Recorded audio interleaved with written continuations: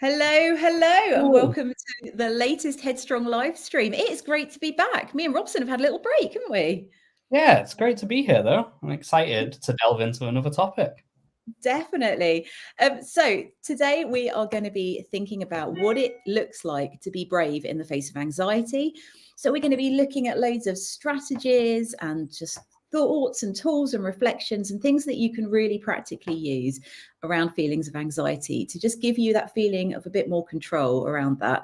But we're also introducing you to our brand new resource, the Brave Journal. Hurrah! Look at us. We've both got our copies. So this has only been out a couple of weeks and we are so excited about it. So me and Robson created this because we really wanted something that you'd be able to use and be able to sort of work through in your own time, and just gives you loads of space to just think these things through and just try lots and lots of different techniques around anxiety. So we're excited about telling you more about that. And welcome.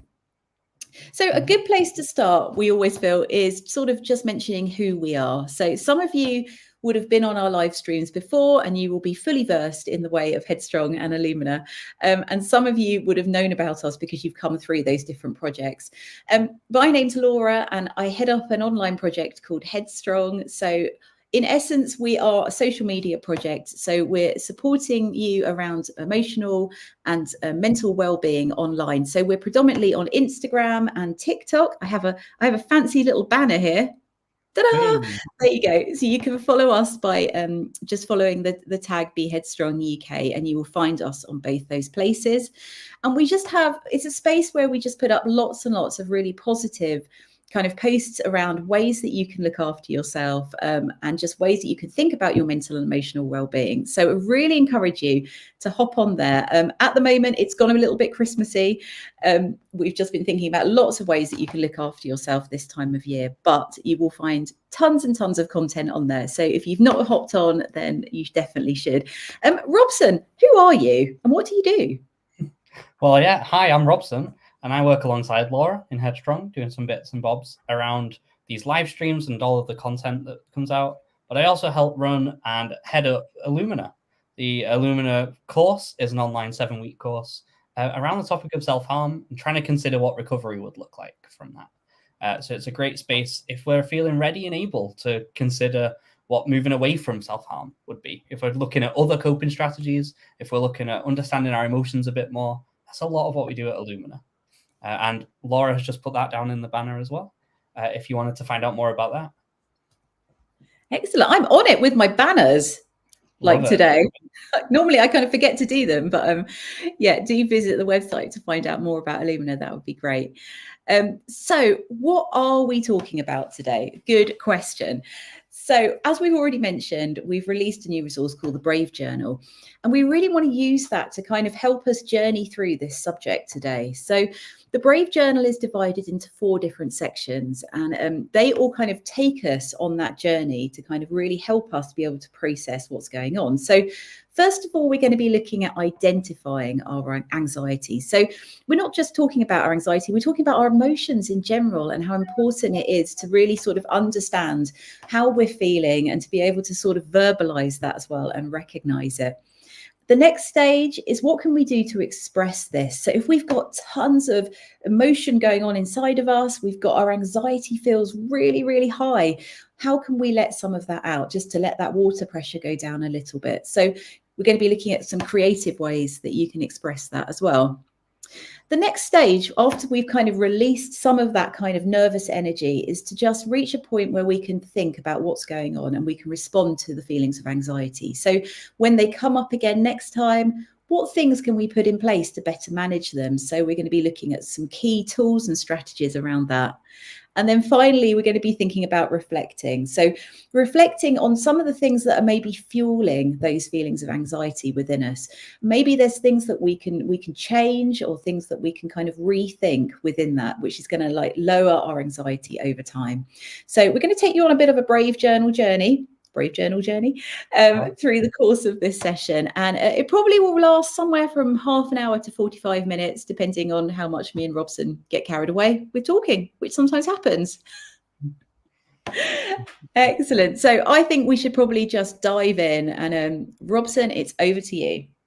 Yeah, so to start with, we want to think a bit more about this idea of anxiety, because we've talked about loads of different emotions and different feelings in our live streams, and we've kind of touched on anxiety a bit, but since the Brave Journal is really here to help us think about that more, let's start by thinking about what is anxiety and how does it relate to stress as well?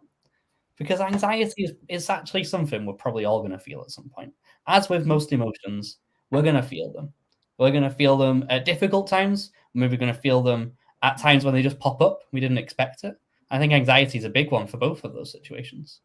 And it's often described as a feeling that's uneasy, an uneasy feeling in our body. And it relates to feelings like stress and worry and fear and dread. You know, all of those might relate to that word anxiety. But it's worth remembering that also anxiety can sometimes mean specific like disorders or diagnoses or conditions that we experience as well.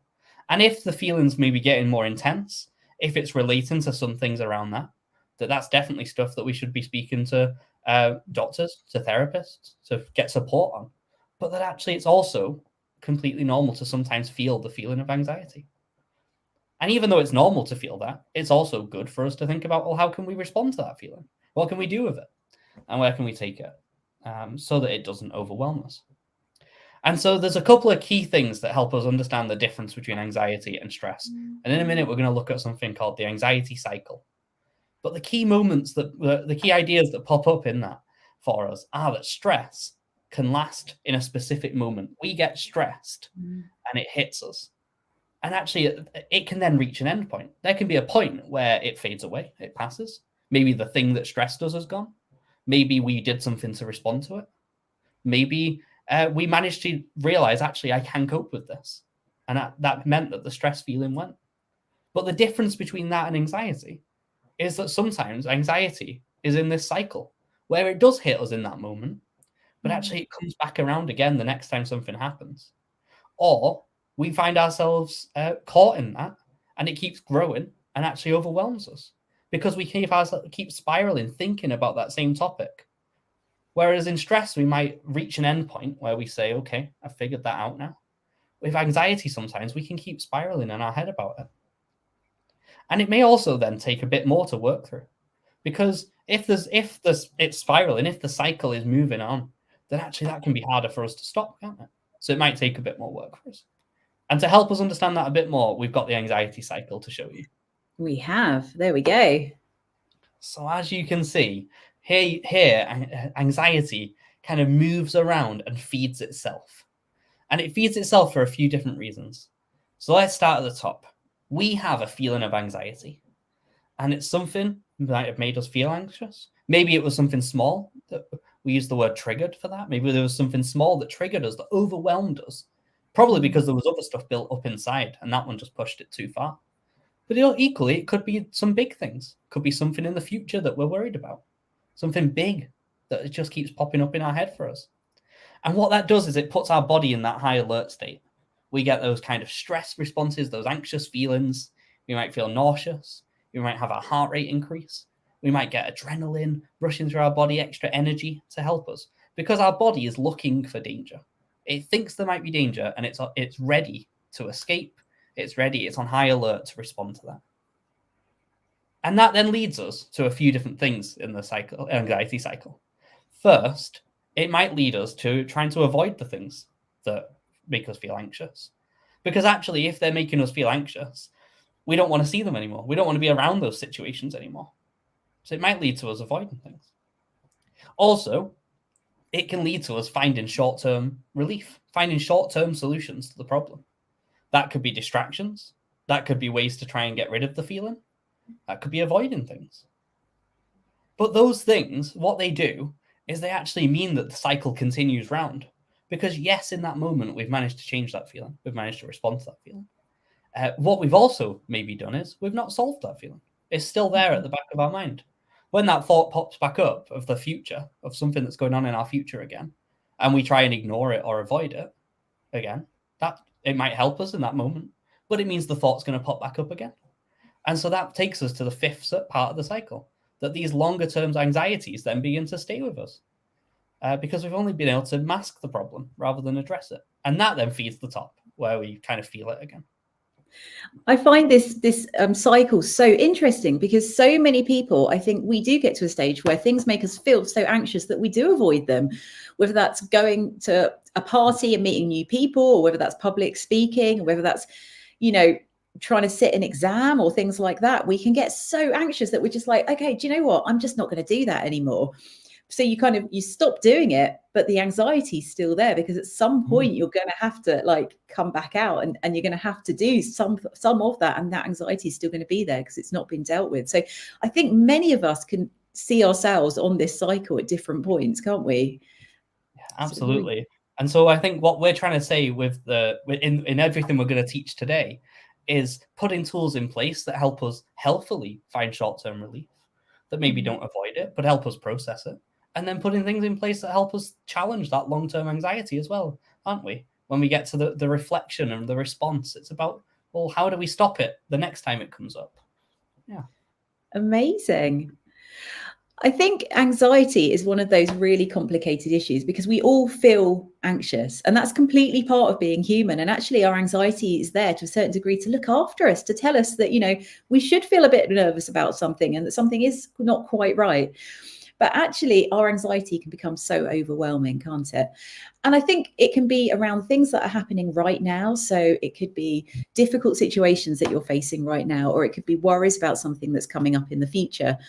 But actually our anxiety can be fueled by things that have happened to us a long, long time ago as well. So there could be things that have happened in our past that maybe have been quite traumatic that we're still really struggling with, that even though we might not realize it sometimes, they can be sort of all going into that anxiety cycle and sort of fueling it, going round and round. And I think particularly if there's another diagnosis underneath there, so you've kind of, maybe you're struggling with phobias and that's something that is a big part of your life, or you've had a diagnosis of PTSD or even panic disorder and you're getting loads and loads of panic attacks, then actually it's a really good kind of moment to go, it's great to get some strategies in place to deal with my day-to-day anxiety, but maybe I need to actually come forward and get a little bit more support around what's going on sort of underneath. And I think a key thing is understanding where you can go to get that support. So sort of at the beginning of this session, we really wanted to highlight these different places because whether you need to screenshot this or come back and look at the slides afterwards, it's always really useful, isn't it, Robson, to just have a list of places that can help you if you ever need it. So the mix is a great place to start. So that is advice and information for under 25s about absolutely anything. And what I love about the mix is that you don't even have to ring them. If talking to somebody feels way too scary, you can text them. They've got a really, really good text line, lots and lots of people on the other end that will help support you, direct you to the help that you need. So I can't rate these guys enough. The No Panic helpline is really specifically anxiety kind of themed. So that's kind of helping support if you are living with panic attacks or phobias or just kind of panic disorder that is there every day. These guys can be amazing in giving you some advice as well. So I really would recommend checking them out. Childline has a service where you can speak to a range of counsellors as well about absolutely anything. So if you just feel that you need a little bit of space to process, that can be a really great place to start if you're under the age of 18. Anxiety UK, another, of course, very specific anxiety platform, but lots and lots of information. I find if you hop onto their website, they've actually got so much really helpful stuff on there that you can kind of just take your kind of time and look around, and you will get lots and lots of sort of advice and tips just from being there. And finally, the Samaritans. So do you know what? Sometimes we don't always need advice. We don't always need to be told what to do. We just need that space just to be able to release whatever we're thinking and whatever we're going through. And the Samaritans is a great place to do that. So you can give them a ring and they will just sit there and listen to you. And I mean, it's just such a special place. So if that's what you need, if you ever reach that point where you just feel overwhelmed and you just want to like splurge kind of and just talk to somebody about everything that's going on, then the Samaritans are really good as well. So all these organizations are worth noting, and so we can't sort of rate them highly enough. So we're going to dive into section 1 of our live stream. So we're going to be thinking about identifying and why it's important to identify different emotions that we're feeling. So through the range of a day, we just have so many different emotions that actually a lot of the time we don't stop to think about the different things that we're experiencing, the different feelings that are bubbling up. But they can be really, really key to helping us understand how our body is reacting to things and how situations are making us feel. So identifying our emotions can be incredibly powerful as well. There's a lot of research that's been done into us being able to name our emotions helps take some of the power away from them. And it's because there's that part in our brain that's like trying to figure out what's going on. And when you actually name an emotion, you're giving it the tools to actually work with something and go, okay, this is how I feel. This is how I coped last time I felt like this. And actually, it's helping you to process. So identifying how we feel is really, really important. So there's loads of different ways that we can do this. So we're just going to cover a couple of ideas. So those of you that have worked with me and Robson before will know that we love our emotions wheels because this is a great tool to be able to identify what's going on. So I really encourage you to maybe take a screenshot of this or just pause us and zoom in and have a look at this, because this has got a massive range of different emotions and you can use this wheel in different ways. So some people will take this wheel and will think about over the course of the last day, how many emotions have I felt? And actually, you'll be surprised. We're all surprised at how many different things we experience just in the course of one day. But actually, by recognizing them and being able to name those emotions, you can begin to sort of track back and go, okay, so I felt overwhelmed earlier. I definitely recognize that I experienced that emotion. But actually, what did I do when I felt like that? And what made me feel like that? And you can begin to unpackage what's going on as well. So in that kind of dark blue section, that fear section, are quite a lot of words that, and emotions that can be quite linked into our anxiety as well. But say it doesn't have to just be that section that you think about. It can be the whole range of different things. But this can just be an absolutely great tool, can't it, Robson? We use it a lot. Yeah, I love this. It's just such a good way to check in with ourselves. And like you said, name it to begin to tame it. Definitely. It's amazing the way our brains work and the capacity they have to just process and grow and learn as well. I absolutely love it. So yeah, so this is an emotions wheel, and that is one way that you can do this. Robson, take us through the next slide. Yeah, another big way of identifying what we feel. And I think this is especially good for anxiety, because I don't know about anyone else, but I think I feel anxiety in my body so much. I feel it so physically in so many parts of my body that I think just being able to use a body map, drawing out a shape, whatever it is, use that as a way to try and identify, well, what is going on in me right now, to recognize what we feel, to recognize what's going on, to recognize that emotion can be so good. So if we're staring at the feelings wheel and we don't know what to do, maybe a really good step is to step back and say, well, what do I feel? And then if I remember what these feelings are, do I remember which relate to which words? When I feel nauseous, do I know that that means I'm probably anxious? When I feel I've got extra energy, do I know that probably means I'm scared? And that can be a really good way to find that word if we're struggling when we just stare at the feelings wheel. So if that isn't a good first step for you, try this as a really good alternative first step, and then take yourself to the feelings wheel when you feel ready. I also think this is really good because it helps us check in with our bodies. And sometimes we might feel something and we might think, well, okay, I feel nauseous. Am I nauseous because I'm worried? Or am I nauseous because I maybe feel a bit ill? Or am I nauseous because is it anxiety? Or actually is it excitement? Am I a little excited? Is it butterflies, I would call it instead? And so this is a really good way to check in and try and question and understand that anxiety a bit more for you. Because also, sometimes one of the big things with anxiety is we can get caught up in it. When we realize we're anxious, we get more scared of that feeling because we're worried that we're anxious. And so being able to just say, okay, am I anxious? Is this something that is going to pass in my body right now? Or is this about something in the future that's going on in my head? Is this related to a thought that I've had? Is this related to something in the environment right now? It can really be a good first step to identify the feeling. Definitely. I love the way your body kind of gives you clues as well. It's like it's shouting at you to go, you are feeling this. So like when you get really anxious, sometimes, I don't know about you, but my palms go really sweaty. And I found myself going, why are my palms so hot? Why am I so sweaty? And I thought, okay, I'm actually really nervous about what's about to happen. But it's my body telling me this is happening already before you've even realized. Your brain's kind of caught up with everything that's going on. So it can be a really interesting way to identify your emotions, especially anxiety, because it's so physical, isn't it? It's, it can be stomach churning, heart racing, kind of redness, heat, lots of different things. And people do feel things in different ways as well. So it can be a really good way to kind of recognize your body and what's going on and how you respond to things. But it's a brilliant little exercise. So the next one is express.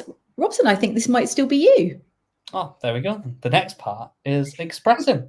So now that we've identified what we feel, I think there's some big things and big ideas we need to think about of how we actually get that feeling out.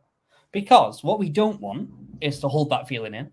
What we don't want is to try and ignore it, because that might mean it's a lot easier to feel it again in the future. Might mean that something really small will trigger that feeling again for us. And also what we don't want is to need to get rid of that and maybe do something that's difficult or harmful for us. So instead, let's think about how we can express that feeling, how we can express that extra energy that we talked about, how we can express the anxiety, the worry that's building up in positive ways and in ways that help us feel like we're communicating and beginning to explore that feeling as well. So we've got a few ideas of how we can do that. Definitely. And the first one is all about trying to be creative, trying to find creative ways to express it. And I don't know if you've noticed or if you've seen it, but we're big fans of being creative. And we did a whole other video on creative journaling not long ago as a way to try and express our feelings, didn't we, Laura? We did. And I think it's really important at this point to say what we underlined again and again on the creative journaling live stream is that you do not have to be artistic in order to be creative. Like everybody can be creative. It's just whatever's going to work for you and how you can release that kind of expression of how you're feeling. So so don't think that this part is about we're going to get you doing very intricate watercolors or something like that. Like there's so many different ways that you can be creative. Yeah, just being able to maybe use the music that we enjoy to express how we feel.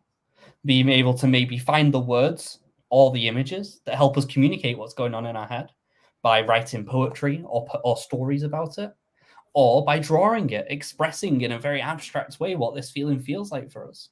Those can be great ways that we express that feeling and actually manage to communicate it a little bit, which might help other people understand it for us. Definitely. I'm a big advocate of playlists as well, it's fair to say. So I love music, and whether it's playing guitar and kind of actually just singing really loudly as a way of kind of expressing how I'm feeling. Actually, I love having lots of different playlists, and I've spoken about this before on other live streams, but it's because it works so well for me. If I feel angry about something, I've got playlists that help me kind of like almost sing that out, that can really distract me. If I'm feeling quite stressed or quite burdened, I've got really relaxing playlists that will just, calm me right down. And so music can be really emotive. It can be really powerful. So creativity can just come in lots of different ways, can't it? We love it. Yeah, brilliant. What a great way to express. Definitely. So one of the other things as well is when we start feeling really anxious, what's happening is that we get this surge of adrenaline that is like pulsing through our bodies, and that can leave us feeling quite twitchy and on edge. And so what can be really useful is finding a way just to burn off a little bit of that unwanted energy, just to give you a little bit of kind of brain space, really, just to be able to think again what's going on, to feel more in control.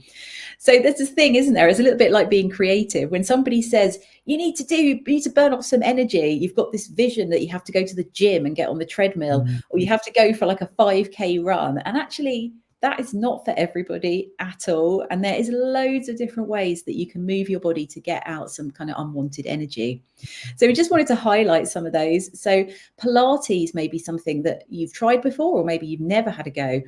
And actually, it can be a really great way of just stretching out every single part of your body and just sort of reconnecting with yourself in the moment. So it can really help focus your mind as well as your body. There's loads of great Pilates workouts online. I follow a woman on YouTube called Pamela Reif, and she's amazing. She does lots and lots of Pilates things, as well as lots of other kind of workouts.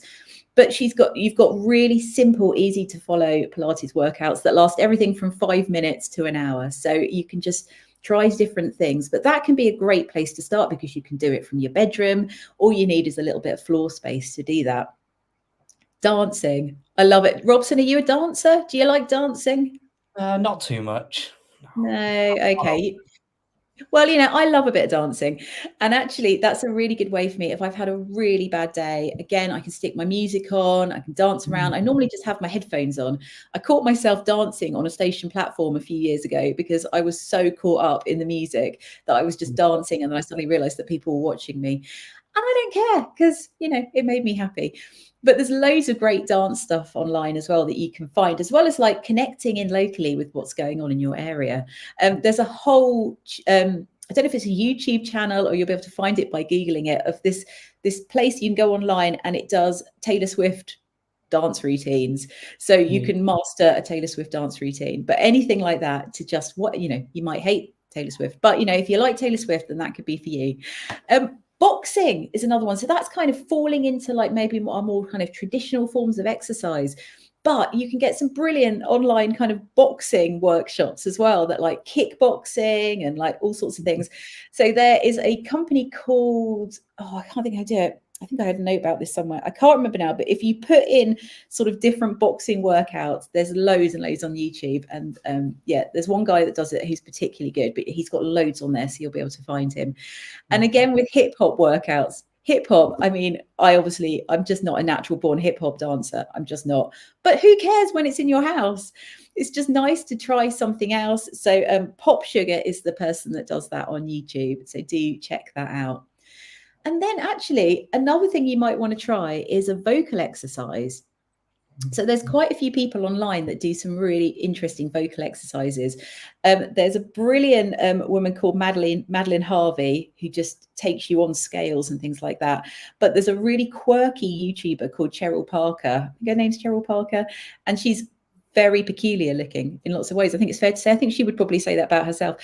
But actually, just being able to express your voice, to be able to sing a little bit, to warm up your vocal cords, can just be another way of like burning off a little bit of energy. So yeah, you don't have to join a gym. Lots and lots of different ways, or just take a walk around the block. Sometimes it's just a change of scenery, getting a little bit of fresh air, and just getting out and walking around your neighborhood can make a massive difference. Absolutely. So the next section we're going to think about is responding.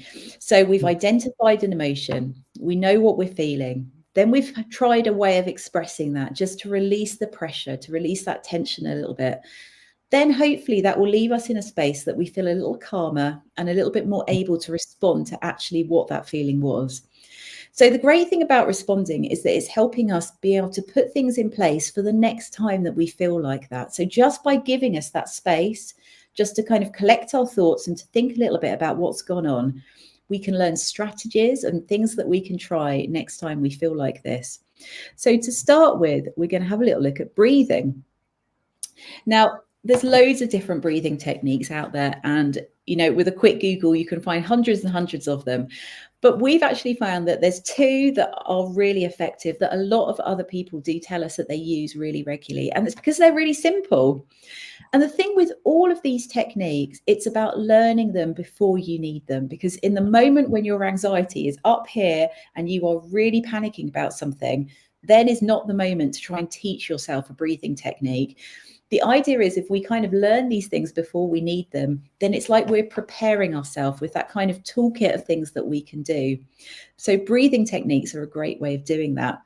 There's also loads of excellent apps out there. So everything from like the Calm app that will actually take you through breathing techniques with a timer. So you can just watch the timer go down. It tells you how long to breathe in and out for. That might be really useful for you to check out as well. But we're just going to quickly go through these two. And first of all, we're going to talk about hand breathing. Hand breathing is an excellent technique because you always have your hands with you. So, you don't need to carry any particular equipment. The idea is that you actually, when you move your finger really slowly up, and as you go up, you breathe in, and as you go down, you breathe out. You breathe in, you breathe out, and you're working all the way around your fingers, just getting into a really slow rhythm. And when you get to the end, you're breathing out and you go back up again and out. And this is a really lovely way that you can just regulate your breathing wherever you are, and you can go as slow as you like, and you just try and get back into that kind of regular slow pace of breathing. And as we're filling our lungs with oxygen, we're actually being able to calm our feelings of anxiety down. And belly breathing is another really good way of doing that. So the idea of belly breathing is that you're really using your diaphragm to really fill your lungs, take lots and lots of air in, and actually being able to sort of notice what that feels like in your body as you do it. So you put one hand on your belly, which you can't really see because it's down here, and one hand on your chest. And as you breathe in through your nose, and then we're going to breathe out through our mouth. And as you breathe in, you feel your chest expand with the breath, and then you breathe out. And you're feeling it go down, and then you breathe in and you can feel that breath coming up from your belly. And you're breathing back out again, and you're feeling the rhythm of your breath. You can slow that down. Just taking those long, deep breaths will give you that moment to just really kind of recompose and again, just feel calmer and in more control. So breathing techniques are great, aren't they, Robson? It's something that we talk to young people about a lot because we know that it's free and it's really, really helpful. I mean, bonus. Absolutely. And it is hard because so many people say, oh, just breathe it out. And in those moments, it's really difficult, like Laura said, to know how to do that well, to remember, to find that information. And so making sure we've prepared this stuff in advance, learning this stuff when we feel better so that it's there for us is actually really important.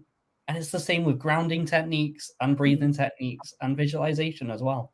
It's all stuff that's useful, apart from when we are in the moment and we forget it, or apart from when we're in the moment and we don't know it yet. So make sure we remember to revise. There we go. All right, the next thing is the worry tree. And this is about trying to begin to respond to those feelings, respond to that anxiety in quite an active way, in quite a responsive way. And so by that, I mean, we're choosing to say, well, can I act on this right now? And if so, let's do it. Instead of letting these thoughts spiral of I'm worried about this thing, instead of ruminating on it where it just begins to build up, let's try and cast off some of the thoughts and say, actually, thank you, brain. Thank you for reminding me about that. I'm going to go and do something to act on that now. And so with this tree, you start right at the bottom, right at its roots. And you think, well, what is making me worried right now? Why am I worried right now? And then you ask yourself, well, is there anything I can do with that? Is there anything I can do with that thought or with that situation? And if the answer is yes, write down what you can do. Write down what you could be doing now to respond to it. And if the answer is no, that's okay. It helps us realize that actually right now, this worry I've got, unfortunately, I don't have control over it for whatever reason. So is there something I could do instead to help myself right now? Is there something I could do to distract myself from it right now?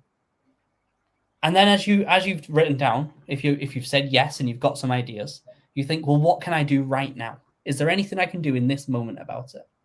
And if the answer is yes, then the tree says, go and do it. Just go and do that thing. Because your brain obviously has realized this is something you're worried about. This is something we need to remember.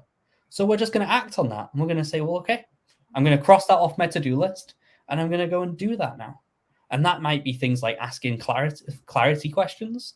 If we're worried about something that we're not sure about, might be that we're asking, well, what is this going to be? It might be that we are scared and nervous about public speaking. And the thing that we've realized we could do is to practice. So it might be saying, okay, well, I'm going to go and practice for 5 minutes now. Thank you, brain, for reminding me that with practice, I could feel more confident here. And if the question's no, then alongside your list of what you could do about it, you're also going to start to think, well, when can I do that? You're going to plan for when you will do that in the future. You're going to make a note of when you'll do it and what you need to do to what you need to be able to do that. And then you can say to yourself, okay, I've solved what's worrying me here because I've got a plan in place for how I will act on it. So what can I do now to just distract myself from it? Because I can't act now, and that's okay. Does that make sense? Does that make sense, Laura? Oh, I think that's brilliant. And I love this as well, because it's actually a tool to help you plan forward as well. So there's lots of things that you can do in the moment to kind of help calm yourself down. But sometimes it can be, well, actually, to calm myself down in the future, how can I like just lessen this whole feeling of anxiety and just put some really practical things in place? And this is great because, yeah, if you've identified that something like public speaking is definitely what is fueling your feelings of anxiety at the moment, you can make tiny little steps through identifying things through something like this worry tree that you can just try a tiny bit at a time to kind of get better at that and improve on that and feel less anxious. So it can be a really helpful tool. And all of these activities are in the journal as well. And we'll be putting up details at the end of where you can get a copy of that. But the worry tree is a fantastic little tool. Definitely. Absolutely. So the final section is about reflecting on our thoughts, reflecting on those anxieties and what's going on behind them a little bit. So it might be, like Laura said, about challenging. It might be about trying to plan ahead, like we talked a little bit about with the worry tree. It might be about thinking about, well, how do I unpack this a bit more? And who could I do that with? So if we find that we're caught up in anxiety a lot, this is a really good section. Because when we're feeling good, when we're feeling in an okay state, it can help us begin to plan ahead for the next time we feel caught up in that feeling. So we've got 2 more ideas of how we can reflect on that. Definitely. So something we talk about a lot, particularly with feelings of kind of anxiety, can be these kind of thoughts that bubble up inside of us that tell us things about ourselves that are not true. But we can think them so many times that it feels like they are true. And there's something we say on our Illumina course an awful lot, that just because we think something doesn't make it true. That is so important to remember. So a lot of us have these kind of thoughts inside of us that say bubble up and tell us things about ourselves and tell us things that we can't do or that we're not able to do, even though we actually are. And they can come from a variety of different places. And so it could be from things that people have said as we're growing up. It could be those that have looked after us and kind of brought us up. It could be somebody has just said something to us really flippantly and not even realized the impact that it was going to have, but that stayed with us. And we just hear that in our head all the time when we're trying to do something. So a really good way to kind of challenge that is to almost to take that thought to court. So some of you may have seen this kind of activity before. Again, you can screenshot this and have a go at this. But it's all about the process of actually taking a thought that's telling you cannot do something, or it's telling you something about yourself that might not be true, and kind of putting it on trial. So you start with what thought is this that I'm going to really try and test to see, is it actually true? And then you have, like in an actual court case, you have the defense and the prosecution. So the defense is saying, well, is this true? And what evidence supports this? So maybe, yeah, kind of where did this thought come from? What things are making you think that this is true? And this is something that actually you should be listening to. And then the prosecution is thinking about actually how many people in your life would say, yeah, that's not actually true, is it? And be able to give you reasons for that. Or actually for you to be able to stand back from it and go, yeah, this is true 1% of the time. It's not true the rest of the time. And just being able to kind of weigh that up a little bit.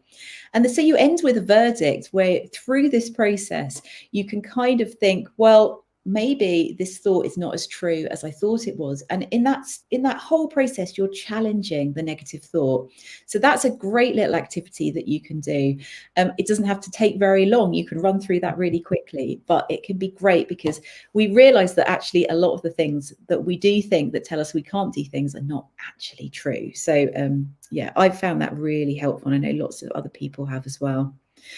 And something that both me and Robson love is a little bit of self-care kind of planning. So it's really, really important. I think self-care has a bad rap because it's become one of those like fluffy pink words of like bubble baths and I don't know, bubbles and face masks and stuff. Self-care is so much bigger than that. Self-care is about putting things in place that are really nurturing you, looking after you, noticing when things aren't right as well, and being able to put great things in place to look after yourself in that moment. So a self-care planner is a really good way of doing that, of actually giving yourself a bit of space to think this through. There's loads of self-care planners out there, isn't there, Robson? You can get them for all over the place. We've got one that we've really put in the back of the Brave Journal that could be really useful for you. And so you can screenshot this page as well and have a think about it. But it's just thinking about, if I feel this emotion, maybe when my anxiety feels high, what can I do? And again, it's that thinking forward, isn't it? Getting things in place ahead of time. Or actually, what things make me happy? Therefore, in a week where I feel particularly stressed about something, can I factor in some really fun things that make me feel more like me? Or actually, who are the people that I would go and talk to if I've had a really bad day? So it's planning ahead, all those different things. So self-care planner can be a really good way of looking after yourself in this whole process. We love it, don't we? We do, absolutely. And so, as a bonus, as we reach the end of this kind of session where we've talked about anxiety, and we've been quite happy and positive in the way that we're trying to solve it, but we also know that anxiety can be difficult. That talking about solving what's going on for us, talking about trying to understand it, can feel big. So at the end of that, we wanted to end with a little bonus tip of using positive affirmations, using motivational quotes as just another way to challenge those thoughts, another way to help us feel a little different in the face of anxiety. And we wanted to end with this quote from Martin Luther King that just says, you don't have to see this whole staircase. You just got to take the first step. And so as we talk about all these steps you could take towards anxiety, all these steps you could take towards trying to figure out what's going on, to responding to your feeling, remember that you don't have to understand all of it right now. It's okay to just put one thing in place first, and then to slowly put those things in place, like Laura said. And so we wanted to end with something uplifted and positive there, didn't we? Yeah, we both love that quote. I think it's so good because sometimes something can feel so daunting and you just take a tiny step at a time. You don't have to think about where you're going to be with this in a year's time. It's where you're going to be with it in the next hour, where you're going to be tomorrow, what things can you do, tiny bits at a time, which will give you tiny wins at a time, and that will feel really positive as well. So just to end, we're just going to, I'm going to put one of my banners up. Ta-da! If you are interested in picking up a copy of the Brave Journal, so they're beautifully designed and they're fantastic, and it's a great tool for you to be able to work through, sort of just in your own steam, really. You can dip in and out of it and use it however you want. You can pick them up from the Youthscape store on that address. We've popped that in the kind of blurb of the YouTube video as well. Or you can go to our social media accounts, which are here. And it's on the bio in both our TikTok and our Instagram accounts. There's a link there which sends you straight to the store, to the Brave Journals. And so you can pick up a copy through that. It has been lovely. It's been great to be able to chat about these things. And thank you so much for joining us. We're not sure what the next live stream is going to be on yet, are we? No. We never look know. forward to seeing you in the future. Definitely. Well, take care, everybody, and we will see you again soon. Bye. Bye.